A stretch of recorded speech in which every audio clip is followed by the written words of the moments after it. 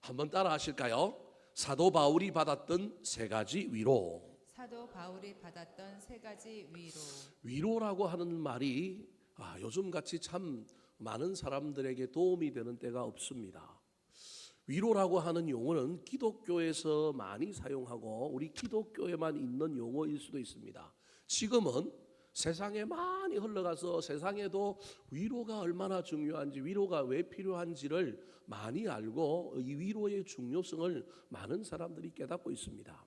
예전에 윤복희 권사님이 여러분이라고 하는 그 유명한 노래를 지어서 많은 사람들에게 그 노래를 불렀습니다.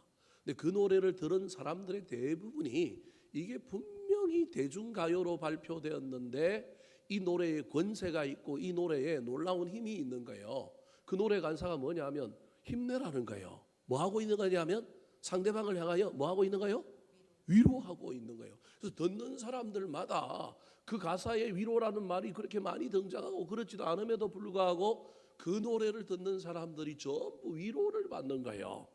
그래서 그 이후에 임재범이라고 하는 가수뿐만 아니라 수많은 사람들이 이 노래를 다시금 불러서 지금도 한국 대중가요에 어려운 노래지만 괜찮은 노래, 제가 보기엔 참 성경적인 대중가요 중에 하나가 여러분이라고 하는 노래인 것 같습니다. 사랑하는 성도 여러분, 이 세상에 위로가 필요 없는 사람은 한 사람도 없습니다. 심지어 목회하는 저에게도 위로가 필요합니다. 아니, 이번에 아버지가 돌아가셔서 상을 당한 대통령도 뭐가 필요할까요? 위로가 필요합니다. 어떤 사람은 반대편에 서 있기 때문에 막 뭐라고 그러는데요. 이번 장례 치르는 걸 보면서 저는 어떤 생각을 했느냐. 야, 저분이 대통령이라서 아버지 장례 치르고 정신없이 또 어디 갔어요? 후다닥 미국 갔잖아요. 야, 저런 모습 보면서 저는 후배 목사들에게도 뭐라고 얘기하느냐 하면 아무리 우리는 장례를 치르더라도 우리 부모님이 돌아가고 내 가족의 장례를 치를지라도 우리는 힘이 들고 어려울지라도 할 수만 있다면 단에 서서 말씀을 뭐 하는 사람이어야 한다? 전하는 사람이어야 한다. 특별히 작은 교회 목사님들은요, 주일날 강단을 누구에게 맡길 데가 없어서 자기 아버님이 돌아가셨는데도 불구하고 장례를 3일장에서 4일장으로 늘리고 3일째 되는 날이 주일이면 입 싹 닫고 교인들한테 장례 났다는 말도 안 하고, 왜냐하면 장례 났다 그러면 뭔가 지금 뭐게 꼬이기 시작하는 거예요. 그러니까 일부러 장례 났다는 말도 안 하고 장례 치르고 있다가 주일날 다 모든 걸 감추고 와서 또 뭐해요? 설교하고 그 다음날 월요일 아침에 장례 출상하고 장례 치르는 목사님들을 많이 봤습니다. 제가 그분들 보면서 참 저분들이 진짜 위로가 필요한 사람들인데, 정작 본인이 위로가 필요한데 다른 사람들을 위로하고 그의 사명을 감당하게 하여 저렇게 하는구나 보면서, 목사들도 때로는 넘어지고 자빠질 때가 있어서 뭐가 필요하다고요? 위로가 필요하다. 오늘 본문 말씀에도 강철 멘탈을 가지고 죽을 고비를 넘기면서도 그렇게 열심히 복음을 전했던 사도 바울도 뭐가 필요한 사람으로 나오느냐 하면 위로가 필요한 사람으로 나옵니다. 오늘 본문 말씀에 사도 바울이 그가 어려운 시절 참 고비를 넘어가고 있을 때 위로받았다라고 하는 것을 기록하고 있습니다. 본문 말씀을 통해 사도 바울이 받은 위로에 대해서 살펴볼 때 우리에게도 그 위로가 임하고 우리도 그 위로를 전하고 유통하는 사람들이 되어서 위로의 능력을 힘입어 더 멀리 가고 더 앞으로 나아가는 저와 여러분의 인생, 누군가를 위로하여 세워줄 줄 아는 아름다운 믿음의 사람들이 되기를 우리 구주 예수 그리스도의 이름으로 축원합니다. 자, 그렇다면 사도 바울이 받았던 위로는 어떤 위로였을까요? 오늘 본문에 사도 바울이 받았던 세 가지 위로가 나오는데 첫 번째 위로입니다. 따라 하시겠습니다. 내면에 부어주시는 영적인 위로. 내면에 부어주시는 영적인 위로. 자, 이 위로는 하늘로부터 내려오시는 위로예요. 이 위로는 하나님이 나와 함께 해주시는 위로예요. 문제가 바뀌고 문제가 해결되고 막 상황이 바뀌고 이래서 생기는 결과론적인 위로가 아니라, 그리 아니함에도 불구하고 아무것도 바뀐 것이 없음에도 불구하고 하나님께서 나의 내면에 나의 삶에 부어주시는 위로가 누구에게 있었느냐 하면 사도 바울에게 있었습니다. 사도 바울이 코나에 몰렸습니다. 어떤 코나에 몰렸느냐 하면 자기가 가장 오래 머물렀던 교회 중에 하나, 에베소 교회 다음으로 1년 6개월 동안 머물러서 세웠던 교회인 고린도 교회. 다른 교회는 하루, 이틀, 일주일, 2주일 이런 정도 있다가 갔던 교회들인데 아무런 문제가 없었는데, 두 번째로 오래 있었던 교회가 사도 바울을 대적하고 사도 바울에 대하여 험한 말을 쏟아낼 뿐만 아니라 자기에게 대하여 이상하게 말하는 건 참을 수 있는데, 복음의 진리에서 벗어나서 가짜 복음이 유통되고 있고 이단이 활개치고 있고 하나님의 영광을 가리는 문제 앞에 사도 바울이 설립자로서 참을 수가 없어서 그 고린도 교회의 문제를 해결하기 위하여 뭘 보냈어요? 편지를 보냈어요. 그게 고린도 전서입니다. 그러면 깨갱하고 사람들이 다 받아들이거나 깨닫고 문제를 해결해야 되는데도 불구하고 여러분, 편지를 받은 사람들이 더 격분하고 문제가 고쳐지기는커녕 더 많은 사람들이 사도 바울에 대하여 반감을 가졌습니다.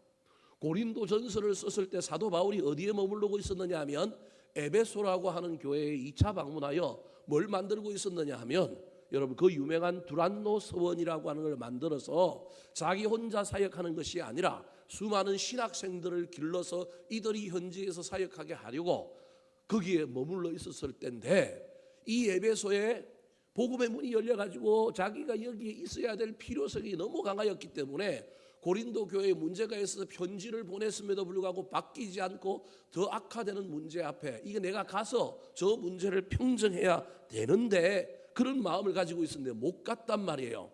그런데 들려오는 소문은 더 악해져 있는 거예요. 사람들이 더 반감을 가지고 있고 사도 바울에 대하여 더 대적하고 있는 이 이야기 속에 사도 바울이 에베소의 복음의 문이 열린 걸 보고도 그것을 중단하고 어디를 방문해요? 고린도 교회, 고린도 전서를 보내고 난 다음에 고린도 교회를 방문했어요. 고린도 교회를 방문하여 그들이 가지고 있는 문제, 편지에 대하여 부과하여 더 많은 말씀을 전하고 더 많은 일들을 막 이렇게 해서 일부 사람들은, 대부분의 사람들은 이해하고 다시 복음을 받아들이고 바르게 하고 깨달았지만 여전히 강성 유대교 출신의 많은 사람들과 헬라 철학을 무장하고 있었던 헬라주의에서 기독교인으로 변한 사람들, 크게 두 부류의 사람들이 여전히 사도 바울에 대하여 쌍심지를 켜고 대적하는 거예요. 사도 바울이 그들도 누그러지고 그들도 하루 이틀 지나면 성령의 역사함으로 말미암아 변할 것을 생각한 가운데 이 고린도 지역, 그리스 지역에 온 김에 저 그리스 북쪽에 있는 데살로니가 교회, 빌립보 교회, 이런 교회들을 둘러보고 다시 오면 자기가 없는 사이에 이들이 다시금 마음을 새롭게 할 줄 알고 나 저 위쪽의 교회들 좀 둘러보고 올 테니까 너희들 정신 차리고 좀 다시금 잘 정리했으면 좋겠다. 그리고 어디로 갔느냐 하면 데살로니가 빌립보 지역을 갔습니다. 분명히 다시 돌아오겠다라고 약속했는데 성령님이 그 밤에 나타나가지고 사도 바울에게 고린도로 다시 가지 말고 저 터키 지역으로 돌아서 다시 어디로 가라고요? 에베소로 가라는 거예요. 사도 바울 입장에서는 체면의 문제입니다. 자기가 간다고 이야기했는데 못 가는 거예요. 근데 자기 체면도 체면이지만 사도 바울은 성령님의 인도하심이 우선이란 말이에요. 왜 못 가라 그랬느냐 하면 네가 가면 반대하던 자들이 여전히 반대함으로 말미암아 그 반대하던 자들 때문에 대부분의 많은 사람들이 노선을 바꾸고 깨닫고 받아들여서 그 반대하던 자들하고 상관없이 마음을 평정하게 가졌는데 네가 오면 다시 반대하는 자들과 또 변론하고 다투고 교정하려고 하는 것 때문에 마음을 돌린 사람들이 다시금 마음이 어떻게 될 수 있다고요? 마음이 바뀔 수 있다라는 게 이게 하나님의 음성이에요. 그래서 넌 돌아가지 말고 다시 어디로 가라고요? 에베소로 가라. 어떤 공동체에 변화하고 바뀔 수 있는 사람도 있지만 여전히 맞지 않는 사람도 있다고요? 변하지 않는 사람들, 여전히 대적자들이 있다. 예수님도 12제자 중에 한 명은 누구였어요? 가룟 유다였던 것처럼 모든 공동체에 다 네 편 들고 다 너와 함께 할 수 있는 것은 아니다라고 하는 하나님의 감동 감화 때문에 사도 바울이 고린도로 돌아가지 않고 어디로 갔느냐 하면 에베소로 다시 돌아갔습니다. 그랬더니 그 반대하는 두 파의 사람들, 특별히 유대주의자들과 율법주의자들과 헬라 철학에 기초하고 기독교를 믿고 있는 헬라주의자들이 사도 바울에 대하여 이상한 소문을 퍼뜨리기 시작했습니다. 그 소문이 뭘까요? 오늘 본문에 나오는 2절 말씀입니다. 같이 한번 읽어볼까요? 2절 시작.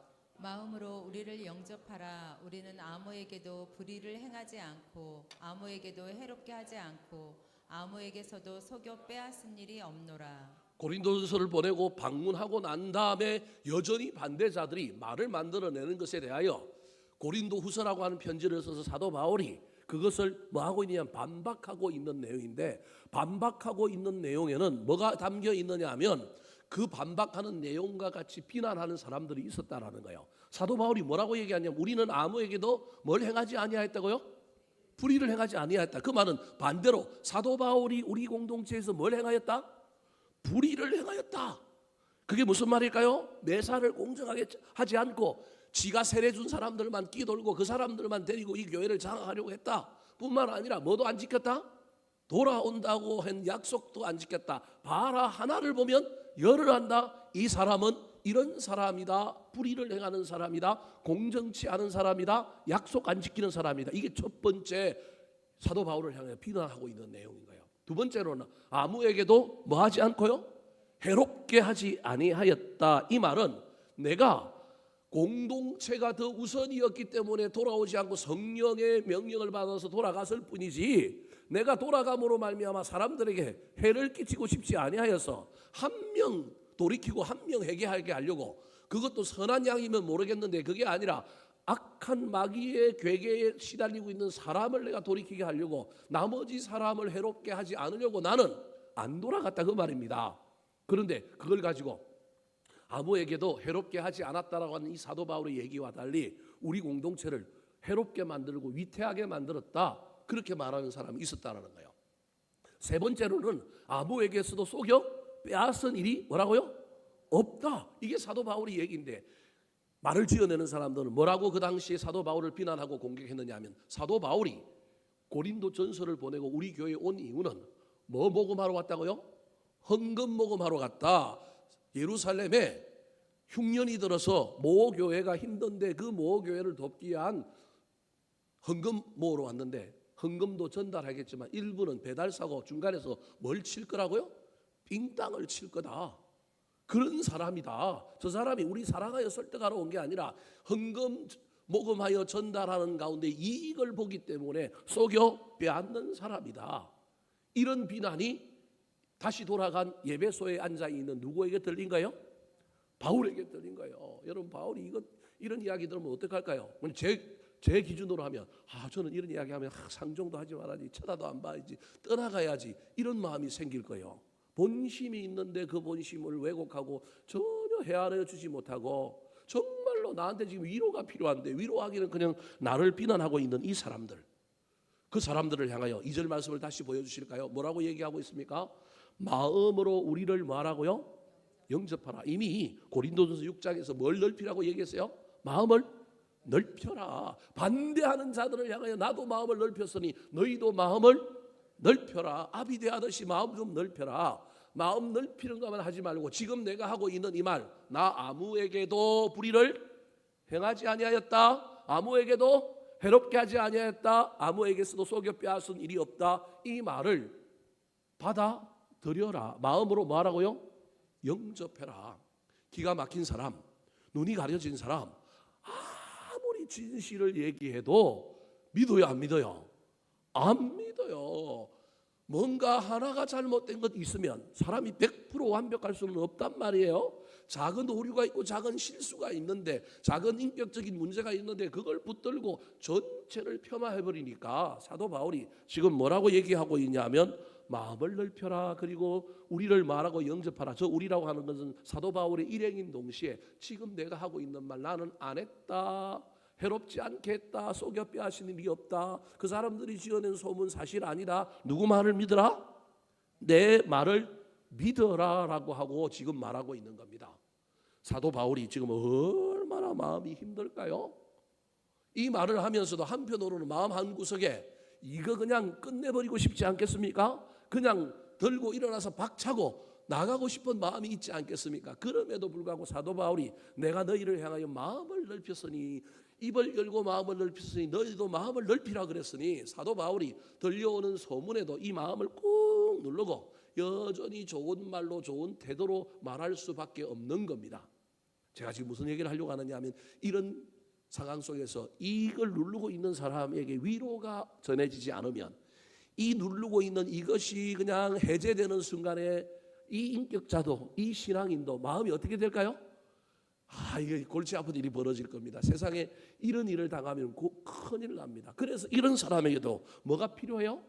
위로가 필요한 거예요. 도리어 위로를 받아야 될 사도 바울이 지금 자기에게 필요한 그 위로를 저 사람들을 향하여 지금 주면서 자기를 변호하고 변명하고 있는 거예요. 더 나아가서 뭐라고 얘기할까요? 오늘 본문 3절 말씀 같이 한번 읽어보겠습니다. 시작. 내가 이 말을 하는 것은 너희를 정죄하려고 하는 것이 아니라 내가 이전에 말하였거니와 너희가 우리 마음에 있어 함께 죽고 함께 살게 하고자 함이라. 자, 이 말을 하는 것은 하고 할 때 저 이 말을 하는 것이라고 할 때 이 말이 뭐냐 하면 그래서 저런 비난을 들었을 때 사도 바울이 너무너무 마음이 힘들어서 두 번째 편지를 보냈어요. 그 편지가 그 유명한 눈물의 편지 또는 징계의 편지라고 하는 편지예요. 들려오는 소리가 막 이상하니까 거짓말쟁이라 그러고 온다 그러고 안 온다 그래놓고 헌금 삥땅 치러 왔다 그러고 막 이러니까 사도 바울이 너무 마음이 괴로워서 눈물을 머금고 진짜 편지를 쓰고 방문해서는 인격적으로 품위를 지키면서 이야기했지만 이제는 그것이 아니라 직설적으로 뭐가 잘못됐는지를 짚어줘야 되겠다 싶어서 눈물을 흘려가면서 고린도 교회의 문제가 무엇인지에 대한 편지를 2차 편지를 보내요. 그러니까 오늘 고린도 후서 앞에 또 다르게 보낸 편지가 내가 이 말을 하는 것에 해당되는 말이에요. 그래서 거기는 콕 찌르는 말도 있고요. 때로는 정말로 대놓고 직설적으로 너희들이 잘못됐다고 말하는 말이 있어요. 근데 이 말은 실제로 누가 들어야 될 말이냐 하면 고린도 교회 전체 사람보다는 누가 들어야 될 말이냐 하면 일부 반대파들이 들어야 될 말인데 편지라는 것은 골라서 갈 수가 없잖아요. 그러니까 이 편지를 보내놓고 사도 바울이 마음이 힘든 거예요. 일부 사람들에게 보내야 될 편지가 오늘날처럼 이메일이 있어서 그 사람들에게만 딱 보내면 좋겠는데 고린도 교회에 있는 많은 사람들이 마음을 이미 변화시켰고 이미 새로워진 사람들에게도 이 말이 가야 한단 말이에요. 그때 변해야 될 사람은 안 변하고 이미 변한 사람들이 마음에 뭘 입을까 봐? 상처를 입을까 봐 사도 바울이 너무너무 고민하면서 이 편지를 보낸 거예요. 그래서 내가 이 편지를 보내서 너희들이 잘못됐다고 말하는 징계의 편지, 두 번째 편지인 눈물의 편지를 보낸 것은 내가 뭐 하려고 한 것이 아니라고요? 정죄하려고 하는 것이 아니라 너희와 내가 한 공동체라서 우리가 같이 살아가야 되기 때문에 너희들을 살리려고 한 것이다. 그게 함께 죽고 함께 뭐 하고자 함이라고요? 살게 하고자 함이다. 사도 바울이 눈물의 편지, 징계의 편지를 보내면서 자기 동기를 점검한 거예요. 여러분, 저와 여러분이 누군가에게 좋은 말을 할 때, 옳은 말을 할 때 옳다고 푹 찌르면 안 되고 찌르기 전에 내 동기는 옳은 건가? 내 방법은 건강한가? 내가 이걸 지금 뭐 하려고 하고 있는가? 나의 의로움을 주장하기 위하여 내 자존심 때문에 하는 건가? 살펴봐야 하는 거예요. 사도 바울이 자기를 비난하는 사람들에게 눈물의 편지, 징계의 편지를 보낸 이유와 동기와 목적을 점검해 봤다라는 거예요. 이걸 점검하지 않으면 사도 바울이 완전히 뻥하고 터질지도 모르는 거예요. 사도 바울이 하고 있는 것은 자존심 전쟁일 수 있는 거예요. 여러분, 교회 안에 많은 사람들이 이 부분이 부족하여 정말로 하나님이 우리에게 원하시는 일을 하지 않고 하나님의 일을 한다면서 내가 하나님 편을 든다고 하면서 사실은 하나님이 누구 편 들어주기를 바라고 일하는 거예요? 내 편 들어주기를 바라면서 내 고집, 내 자존심 위하여 전쟁하는 거예요. 근데 사도 바울이 그거 하지 않았다라고 지금 고백하면서 편지를 쓰는 거예요. 내가 동기가 뭐냐? 함께 살고자 합니다. 이게 목적이 뭐냐? 살리고 뭐 하고자 합니다? 세우고자 합니다. 정죄함이 아니다라고 했을 때 하나님께서 이런 사도 바울에게 사람이 주지 못하는 위로를 어디로부터 부어주셨느냐 하면 하늘로부터 부어주셨다고 지금 사도 바울이 고백하는 거예요. 자, 4절 말씀 같이 한번 읽어볼까요? 4절입니다. 시작. 나는 너희를 향하여 담대한 것도 많고 너희를 위하여 자랑하는 것도 많으니 내가 우리의 모든 환난 가운데서도 위로가 가득하고 기쁨이 넘치는도다. 사도 바울이 자기가 하고 있는 행동, 때로는 남을 건면하고 남에게 직설적으로 잘못됐다고 이야기하려고 하는 이 이야기의 동기와 목적이 무엇인가를 점검하는 가운데 사적인 유익, 자기 자존심을 위하여 하고 있는 것이 아니라고 하는 것을 깨닫는 순간 사도 바울이 뭐라고 하냐면 난 너희를 향하여 담대하다라고 하는 이 말이 내가 점검해보니 부끄러움이 없다라는 거예요.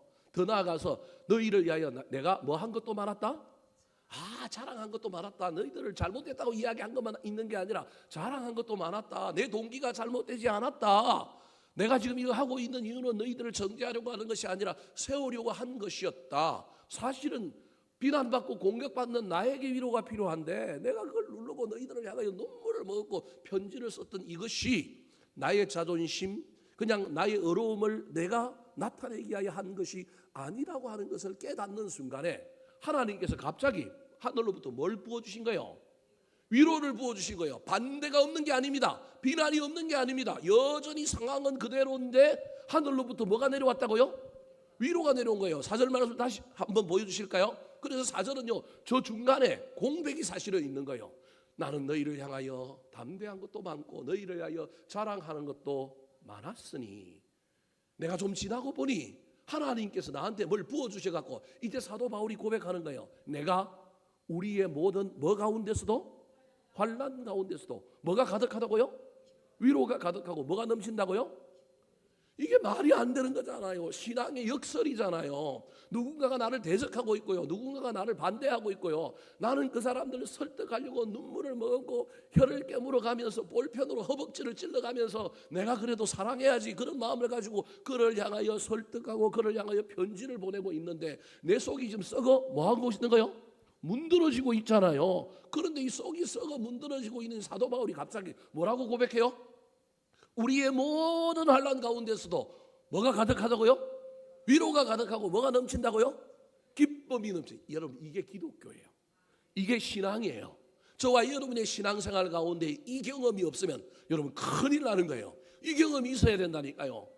상황이 안 바뀌었다니까요. 모든 환난 가운데 그냥 환난도 아니고 무슨 환난이라고요? 모든 환난 가운데 사도 바울이 코너에 몰려 있어요. 아무것도 모르는 사람들은 사도 바울을 향하여 이상한 눈으로 쳐다보고 쩌쩌쩌 해를 타고 지가 만든 교회에서 사람들이 막 자기를 반대한대. 야, 저 사람 저 가짜 아니야? 수많은 오해와 수많은 비난을 받고 있는 이 상태. 문제가 해결됐으면 좋겠는데 그 문제가 해결됨으로 뭐가 왔으면 좋을까요? 위로가 왔으면 좋겠지. 우리 인간의 도식이 이거잖아요. 우리는 문제가 해결되고 없는 돈이 생기고 건강이 회복되고 그러면 뭐가 온다고 착각을 해요? 위로가 온다고 착각을 하잖아요. 그 착각은 아니에요. 그런 위로도 있어요. 위로가 여러 종류가 있다니까요. 근데 지금 사도 바울이 제일 먼저 고백하고 있는 고백이 상황은 바뀌지 않았는데 문제는 그대로 있는데 나의 내면에 하늘로부터 부어주신 하나님의 놀라운 위로가 가득하고 그것으로 말미암아 사람들이 오해하고 옆 사람들은 오해하고 상대방은 나를 비난하고 대적해도 나에게는 오히려 뭐가 넘친다고요? 기쁨이 넘친다. 사랑하는 성도 여러분, 저와 여러분의 인생 가운데 이런 일들이 있었으면 좋겠습니다. 여러분들은 잘 이해가 되는지 안 되는지는 모르겠지만 저는 이 말씀을 읽으면서 목회 일선에서 목회 현장에서 저는 이런 경우들을 수도 없이 경험하고 있기 때문에 그때 내가 이 위로가 없어가지고 내가 그때 나도 반대하는 사람들보다 더 악했구나, 더 독했구나. 내가 그때 한껏도 참았어야 되는데 참지 못하고 폭발했구나. 이런 것을 말씀을 통하여 배우게 되는 거예요. 그때 내가 하늘로부터 임하는 위로를 사모했어야 되는데 하나님이 나한테 부어주시는 위로가 넘쳤어야 되는데 사랑하는 성도 여러분, 여러분의 인생 가운데 이런 일들이 벌어졌을 때 세상은 다 알아주지 못한다고 할지라도 환경은 전혀 변하지 않는다고 할지라도 우리의 내면 가운데 하늘로부터 부어지는 위로가 있었으면 좋겠습니다. 사람이 주는 위로, 상황이 주는 위로도 있지만 하나님이 주는 위로는 절대 저와 여러분에게서 사라지지 않았으면 좋겠습니다. 이 위로의 순서가 어떻게 될지는 모르겠지만 하나님이 주는 위로가 마지막에라도 저와 여러분에게 있었으면 좋겠고, 때로는 하나님이 주시는 위로 때문에 상황을 이기고 견디고 그 이후에 받아야 할 다른 위로도 받을 수 있는 저와 여러분 되기를 예수님의 이름으로 축원합니다. 두 번째, 사도 바울이 받은 위로는 무엇일까요? 따라 하시겠습니다. 사람을 통해 전달해 주시는 위로. 사람을 통해 전달해 주시는 위로. 첫 번째 위로는 하나님이 하늘로부터 나의 내면에 부어 주셨어요. 상황이 바뀌지 아니하였어요. 하나님이 그냥 내 곁에 계심으로 내가 위로를 받는 거예요. 두 번째 위로는 사람을 통해서 나한테 전달되는 위로가 있어요. 그것은요, 사람이 나한테 돈을 갖다 주고 사람이 나한테 뭘 갖다 주어서 받는 위로도 있지만 그 사람이 오므로 말미암아 여전히 상황은 바뀌지 않았어요. 문제는 바뀌지 않았어요. 사람이 내 곁에 있음으로 말미암아 뭘 받는 거라고요? 위로를 받는 거예요. 이것도 여러분 마음에 안 들죠? 우리는 자꾸 뭐가 바뀌어야 돼요? 상황이 바뀌고 문제가 바뀌어야 위로를 받을 것 같죠? 근데 사도 바울이 지금 이야기하는 위로는요, 하나님이 나의 내면에 부어주시는 위로. 그 다음에 상황이 바뀌었는지 안 바뀌었는지는 모르겠지만 사람 하나가 와서 내 곁에 있음으로 말미암아 그 사람 때문에 내가 뭘 받았다고요? 위로를 받았다고요. 자, 징계의 편지, 눈물의 편지를 보냈어요. 이 편지를 들고 간 사람이 누구냐면 고린도전서 다음에 막 비난하고 바뀌지 않는 사람들 때문에 여전히 좀 시끄러운 소리 때문에 이제는 그 사람들을 향하여, 대적하는 사람들을 향하여 대놓고 편지를 보낸 게 눈물의 편지, 징계의 편지인데 이 편지가 지금 전해지고 있지는 않아요. 어떤 사람들은 고린도후서 12장부터가 이 눈물의 편지다 이렇게 주장하는 사람도 있어요. 그래서 나중에 12장쯤에 가면 문체가 좀 바뀌어요. 그건 제가 다음에 설명하도록 하겠습니다. 여하튼 이 편지를 보냈는데 이 편지를 갖고 간 사람이 누구냐면 디도라고 하는 사람이 이 편지를 가지고 갔습니다. 이 편지를 갖고 가고 눈물의 편지, 징계의 편지를 통하여 반대파들도 다시금 한 번 더 직설법으로 대놓고 이야기함으로 말미암아 바꾸고 싶었던 것입니다. 그런데 디도와 사도 바울이 어디에서 만나기로 했는데 기간이 됐는데도 와요 안 와요? 안 오는 거예요. 자, 고린도후서 앞에 우리가 이미 다 봤어요. 고린도후서 2장 12절과 13절에 이 눈물의 편지를 가지고 가는 이야기가 들어 있습니다. 같이 한번 읽어볼까요? 시작. 내가 그리스도의 복음을 위하여 드로아에 이름에 주 안에서 문이 내게 열렸을 때 내가 내 형제 디도를 만나지 못함으로 내 심령이 편하지 못하여 그들을 작별하고 마게도냐로 갔노라. 자, 오늘날은 핸드폰이 있습니다. 메일도 있습니다. 뭐 SNS도 있습니다. 그래서 우리는 약속을 정하면 어떻게 약속을 정해요? 몇월 며칠 몇 시에 어디서 보자, 이게 약속이잖아요. 근데 그때 당시에는 약속을 그렇게 정할 수 없습니다. 사도 바울이 디도를 보내놓고 뭐라고 얘기하냐면 디도야, 너는 그 편지 전해주고 난 다음에 결과, 그리고 디도는 가서 뭘 가지고 와야 되느냐 하면 예루살렘으로 올라갈 뭘 가지고 와야 돼요? 헌금도 가지고 와야 돼요. 그러면 디도가 올 때 혼자 오지 않고 고린도 교회 교인과 몇몇 정인이니까 자기 혼자 그 배들 사고 나면 안 되니까 정인들과 함께 그 헌금을 가지고 예루살렘으로 올라가기 위하여 너는 어디로 오느냐 하면 육로로 거쳐서 저 데살로니가, 저 빌립보 지역을 가서 마게도냐로 오고 나는 에베소에서 너를 만나러 어디로 가겠다? 저 북부 터키 쪽으로 쭉 가서 드로아를 거쳐서 그렇게 갈 테니까 1차적으로는 어디서 만나자고 이야기했느냐 하면 드로아에서 만나자고 그런 거예요. 드로아가 그 트로이 목마라고 유명한 터키의 항구 도시가 드로아예요. 거기서 만나자 그랬어요. 거기서 못 만나면 사도 바울이 어떻게 하느냐 하면 그 다음 장소가 디도가 오는 동네가 어디라는 거예요? 마게도냐인 거예요. 그래서 디도는 지금 고린도 교회에서 헌금과 함께 두 명의 동행자와 함께 이렇게 오고 있고요. 사도 바울은 지금 어디로 가고 있느냐 하면 이 눈물의 편지를 전달하고 헌금을 가지고 오고 있는 디도를 만나기 위하여 에베소에서 이렇게 쭉 올라가서 지금 드로아를 지나서 어디로 갈 거냐, 마게도냐로 가는 거예요. 근데 문제는요, 12절에 사도 바울이 지금 마음이 너무 급한 거예요. 노심초사하고 있는 거예요. 드로아에 왔는데 복음의 문이 뭐 했다고요? 그러면 복음의 문이 열렸으면 여기서 어떻게 해야 돼요? 복음을 전해야죠. 그죠? 그런데 지금 사도 바울의 마음이 너무 급한 거예요. 마음이 어디 가 있어요? 콩밭에 가 있는 거예요. 콩밭 고린도에 가 있는 거예요. 왜 고린도에 가 있느냐 하면 두 가지 이유 때문에 그래요. 이 눈물의 편지, 징계의 편지를 보냈는데 첫 번째, 이 편지를 받고 대다수의 마음을 돌린 사람들이 시험 들면 어떡할까? 두 번째, 이 편지를 받고 반대하는 자들의 마음이 변화되었을까?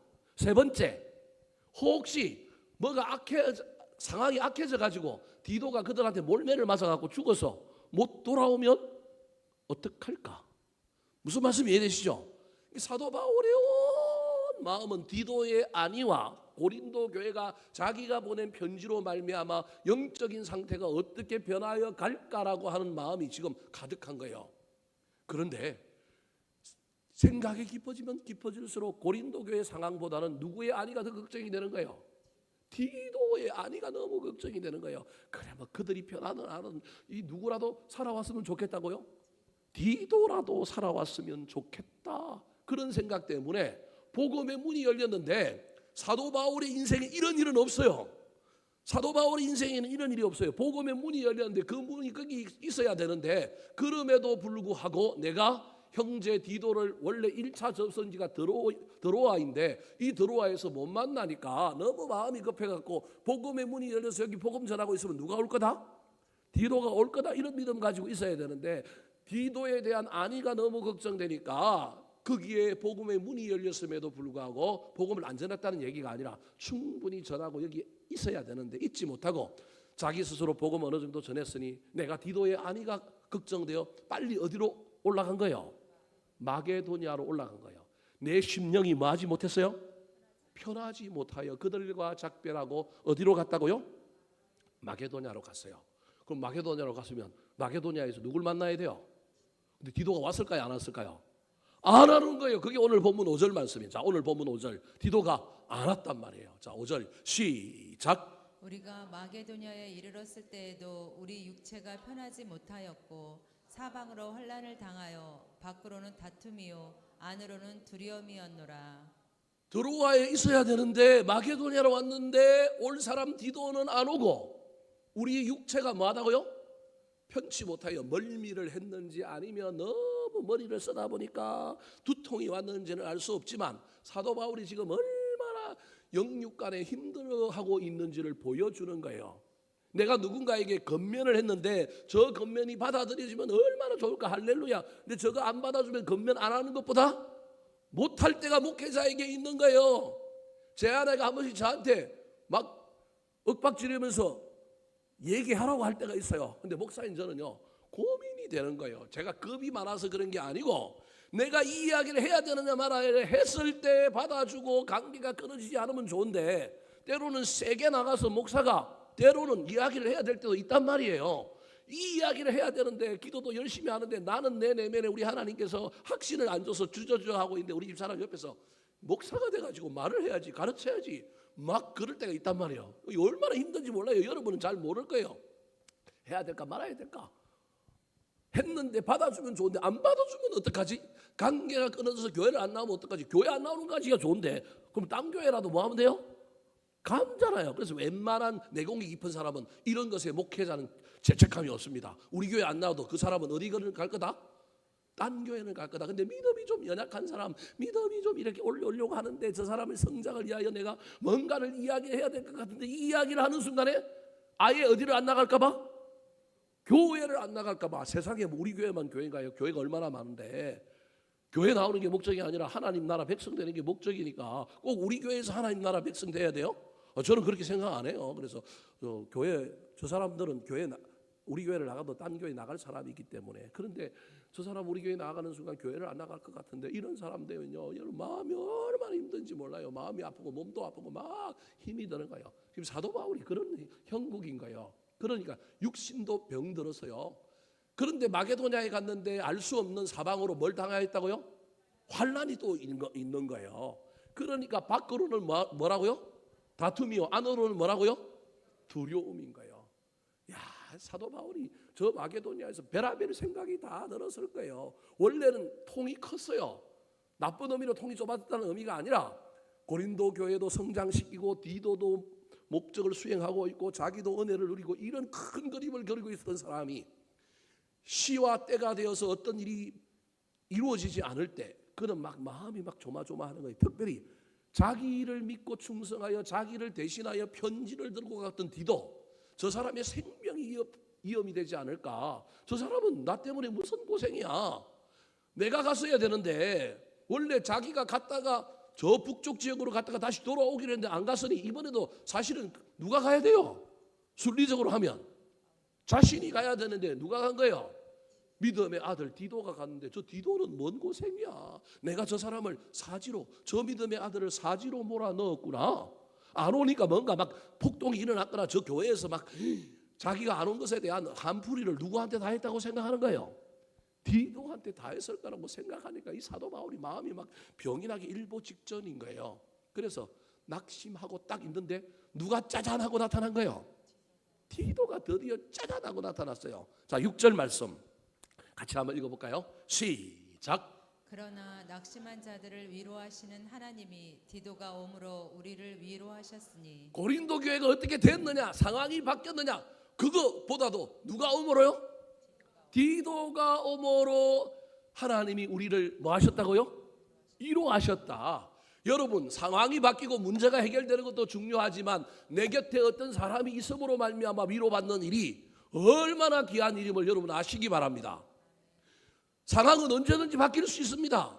그런데 저와 여러분에게 지금 디도와 같은 위로자가 있습니까? 우리의 삶에 사람이 위로자라고 하는 사실을 기억하시기 바랍니다. 가족이, 아내가, 남편이, 내 옆에 있는 믿음의 누군가가 위로자로 남아있다. 저와 여러분 복받은 사람이에요. 신앙생활 잘하고 있는 사람입니다. 그런데 수많은 신앙인들 중에 내 옆에 있음으로 말미암아 나한테 위로를 주는 사람이 없는 사람이 얼마나 많은지 모릅니다.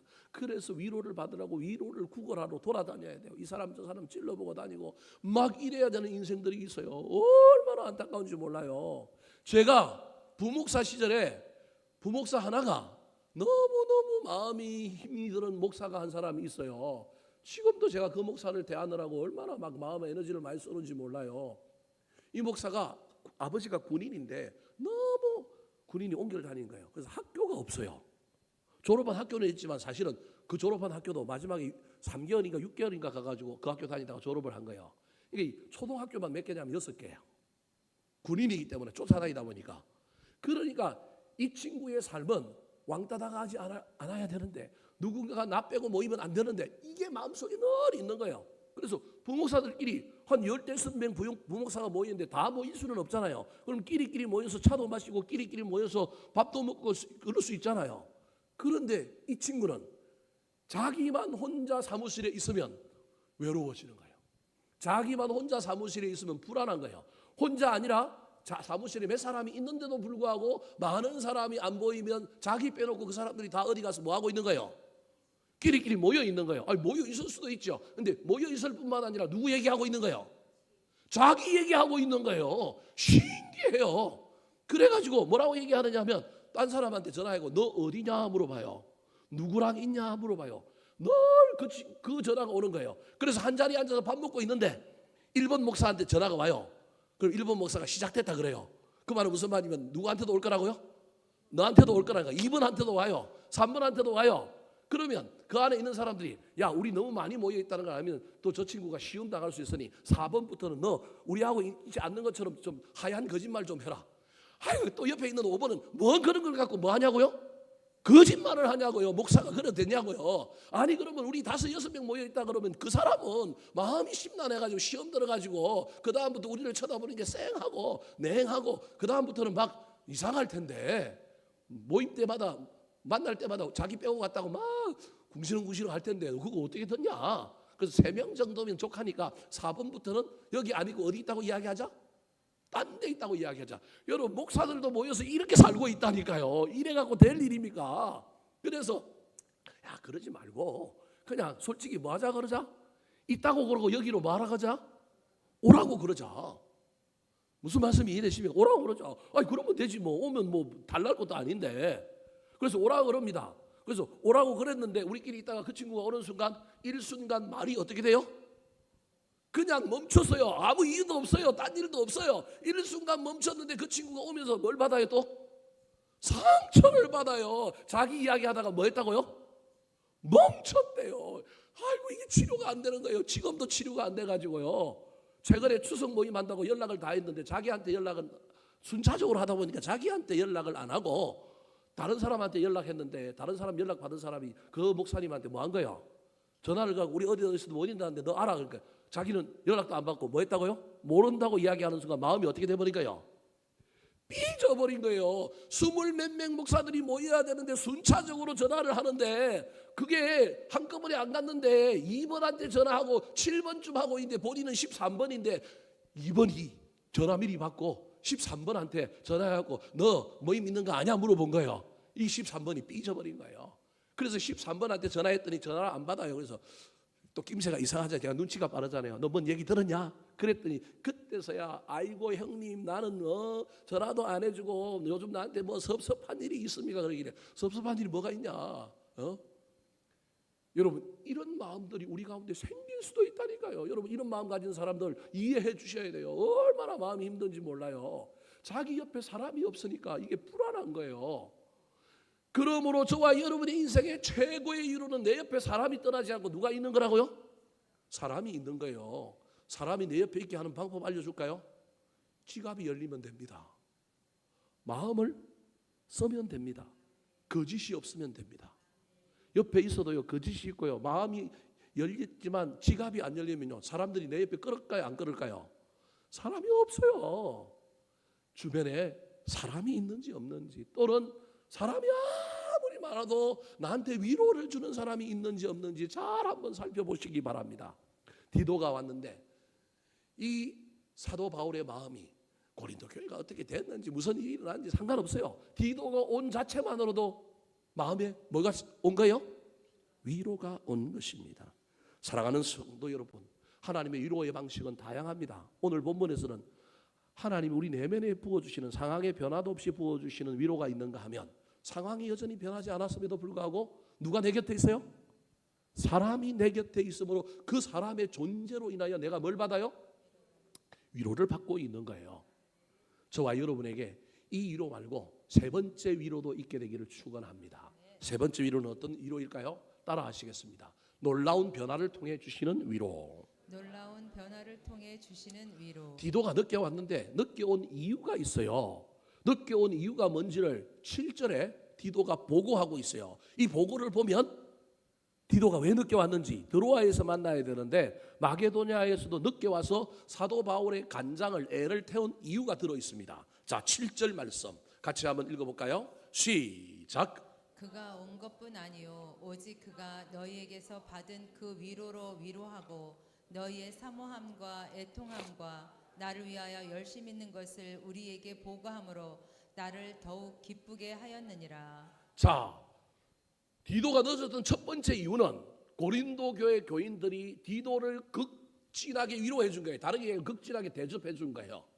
그래서 막 변한 사람들이 일부 반대하던 사람들은 제가 보기엔 반대하다가 손뼉도 뭐 해야 돼요? 마주쳐야 되는데 같이 싸워주는 사람이 없다 보니까 이 사람들은 소수이고 점점 어디로 쇠락해서 사라져버렸거나 깨갱하고 죽어진 상태다 보니 디도가 갔을 때는 고린도교회 교인들이 전부 바울 사도를 존경하고 바울 사도가 보낸 디도를 향하여 바울 사도를 대신하여 그동안 바울 사도를 섭섭하게 했던 그들이 지금 대신하여 누구를 위로해 준 거예요? 디모데를 됐다 위로해 준 거예요. 그래서 위로받은 디도가 서부시가 받은 그 위로로 뭐 하고요? 위로하고. 물론 저 위로하고 할 때 나오는 빨간 글씨 바탕에 하얀 글씨 위로하고는 대상이 고린도 교회 일지 사도 바울 일지에 따라 사도 바울 일지는 해석하는 사람들에 따라 다릅니다. 근데 뭐 두 개도 다 상관없습니다. 일단 위로받은 디도가 고린도 교인들도 위로하고 그 위로받은 걸 가지고 지금 마게도냐에 와서 사도 바울을 만나서 뭐 하고 있는 거예요? 위로하고 있는 거예요. 이 말은 위로를 받아야만이 누굴 위로할 수 있어요? 다른 사람을 위로할 수 있어요. 사랑을 받아봐야 사랑을 할 수 있는 거예요. 내 안에 사랑이 없는데 누굴 사랑해요? 못해요. 그래서 저와 여러분은 위로를 많이 받아야 돼요. 하늘로부터 위로를 받아야 된다니까요. 사람으로부터 위로를 받아야 된다니까요. 위로받은 디도가 늦게 온 것은 많은 위로를 받았기 때문에 그 위로를 가지고 자기를 기다리고 노심초사하고 있던 누굴 위로하고 있느냐 하면 사도 바울을 위로하고 있는 거예요. 어떻게 위로할까요? 세 가지를 보고함으로 위로하고 있어요. 뭘 세 가지를 보고했어요? 디도가 한 일을 위로하고 보고한 건데 위로를 세 가지를 보고함으로 한 거예요. 첫 번째, 너희의 사모함. 고린도 교회 교인들이 누구를 사모한다고요? 사도 바울을 사모한다. 다시 만나기를 사모한다. 이 이야기를 전해줌으로 누굴 위로했어요? 사도 바울을 위로했어요. 그리고 애통함. 그들이 애통했다. 다르게 얘기하면 뭐 했다는 거예요? 회개했다. 사도 바울에게 잘못한 거 우리가 다른 사람이 막 귀가 확 열려가지고 막 이상하게 대한 것들에 대하여 애통함, 회개함을 저 보고하니까 누가 위로받는 거예요? 사도 바울이 위로받는 거예요. 그리고 나를 위하여 뭐 있는 것? 열심 있는 것. 저 열심 있는 건데 구체적으로 뭐냐면 사도 바울 편에 헌금 보내는데 열심을 내었다. 그런 의미가 저 안에 있는 거예요. 이런 것을 누가 보고해 주느냐 하면 디도가 바울에게 보고해 주는 거예요. 그러니까 그때서야 세 번째 위로가 임하는데 무슨 위로가 임하느냐 하면 고린도 교회가 변했구나. 고린도 교회 교인들이 회개함으로 놀라운 신앙의 성장과 성숙을 이루었구나. 그들의 변화, 상황의 변화로 말미암아 누가 위로를 받는 거예요? 사도 바울이 위로를 받는 겁니다. 8절, 9절, 10절은 다음 주에 할 내용인데 잠시 살펴보면 그들 중에 가장 큰 위로의 내용이 뭐냐 하면 대적하고 비난했던 이 고린도 교회 교인들이 사도 바울 앞에 회개했다라고 하는 것을 알려주는 이야기입니다. 자, 8절 말씀 같이 한번 읽어볼까요? 시작. 그러므로 내가 편지로 너희를 근심하게 한 것을 후회하였으나 지금은 후회하지 아니함은 그 편지가 너희로 잠시만 근심하게 한 줄을 편지 아노라. 보냈는데 그 편지가 눈물의 편지, 징계의 편지인데 그 편지 받고 진짜 거꾸로 터지고 넘어져야 할 반대자들 말고 미리 마음 돌린 사람들이 시험 들까봐 이거 안 보낼 걸, 하지 말아야 될 걸 근심하고 있었단 말이에요. 그래서 보낸 걸 뭐 했다고요? 후회했는데 지금 보니까 후회 안 해도 될 일이다. 아마 이 편지를 받고 너희들이 잠깐은 근심했겠지만 그 근심을 이기고 편지가 주는 그 공격적인 내용들, 건면하고 있는 내용 때문에 마음에 잠깐 고린도 교회 교인들이 그 편지 때문에 뭐 했다고요? 근심했단 말이에요. 여러분, 근심이 없는 것은 영적으로 말이 안 되는 겁니다. 저와 여러분이 하나님의 말씀 앞에 서면 술술술 순종하고 술술술 그 말씀을 은혜로 받아들일 수 있는 사람 몇 사람 될까요? 어쩌면 그렇게 되어지는 말씀은 가짜 복음일 수도 있습니다. 그런 복음이 없다는 건 아니지만 하나님의 말씀은 찔러 쪼개기 때문에 반드시 우리가 말씀 앞에 직면하게 되면 근심할 수밖에 없습니다. 힘이 들거든요. 어렵거든요. 그래서 잠깐은 뭐 할 수밖에 없다고요?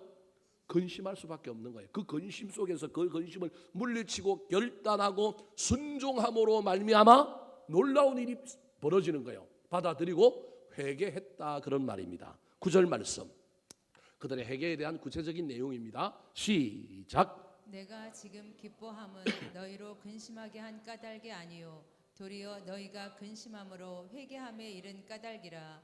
너희가 하나님의 뜻대로 근심하게 된 것은 우리에게서 아무 해도 받지 않게 하려 함이라. 사랑하는 성도 여러분, 우리 삶에 근심이 없어야 되겠지만 말씀 앞에 따름으로 말미암아 어떤 일들이 벌어질까, 어떤 손해가 있을까, 어떤 불편함이 있을까, 여러분 이런 근심은 있어야 합니다. 그 근심을 넘어서야 합니다. 그 근심을 넘어서 손해가 되더라도, 때로는 돌아가더라도, 때로는 불편하더라도 그 앞에 결단하고 직면할 때 그것을 하나님의 뜻으로 깨닫고 하나님의 뜻대로 하는 근심이 될 때 우리에게 순종과 충성이 나타남으로 말미암아 하나님의 놀라운 역사가 일어나게 되는 것입니다. 사랑하는 성도 여러분, 저와 여러분의 삶에 위로부터 상황이 변하지 아니하여도 하나님께서 부어주시는 내면의 위로가 있었으면 좋겠습니다. 내 곁에 사람이 있기 때문에 그 사람만으로도 위로를 받았으면 좋겠습니다. 더 나아가서 누군가가 변화하고 성장하고 성숙하고 회개하고 돌이키는 놀라운 변화로 말미암아 저와 여러분이 기쁨을 누려야 하지 않겠습니까? 때로는 우리가 누군가에게 그러한 삶으로 위로를 주는 사람들이 되어야 하지 않겠습니까? 우리 교회 안에 이런 사람들과 이런 위로의 대상자들이 많았으면 좋겠습니다. 내가 누군가를 위로하는 사람, 내 곁에 누군가에서 위로받는 공동체, 더 나아가서 하나님의 뜻대로 하는 근심이 우리 가운데 있어서 그 근심 속에서 내가 잘 결단하고 선택함으로 말미암아 변화된 내 삶, 회개하고 돌이키고 성장하는 내 삶으로 인하여 다른 사람이 위로받고 또 나도 그 놀라운 변화 속에 또 다른 하나님의 놀라운 은혜와 위로를 입는 일들이 저와 여러분의 남은 생애 가운데 펼쳐지게 되기를 우리 구주 예수 그리스도의 이름으로 축원합니다. 한번 따라 하실까요? 사도 바울이 받았던 세 가지 위로. 사도 바울이 받았던 세 가지 위로. 내면에 부어주시는 영적인 위로. 내면에 부어주시는 영적인 위로. 사람을 통해 전달해 주시는 위로. 사람을 통해 전달해 주시는 위로. 놀라운 변화를 통해 주시는 위로. 놀라운 변화를 통해 주시는